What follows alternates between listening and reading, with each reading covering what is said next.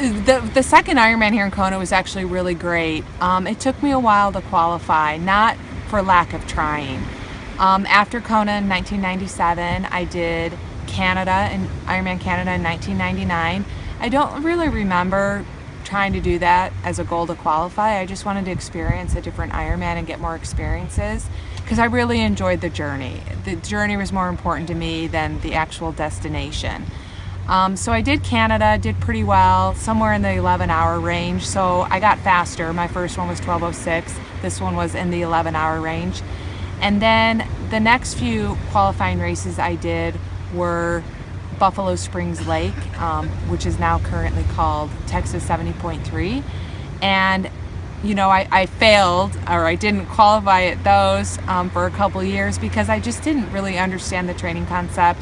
You know, the first training book I read was after my first Ironman. It was Joe Friel's Training Bible, and I was trying to figure out all the concepts of periodization, phases of training, endurance, skills, drills, tempo, speed, threshold. I was trying to piece that all together and how to fit it in a training week. I didn't quite master the taper concept yet. So I was always going into races tired, and I just went as hard as I could for as long as I could and just figured out what was, you know, whatever the outcome would be, it would be. And then I did end up in 2003 qualifying for the Ironman at Texas, and I don't really know how I did it, but maybe it just was my day, and ended up going to Kona. And you know, it was kind of a little bit of a stressful year that year, and I went into Kona really the most calm I've been in a race setting in a long time.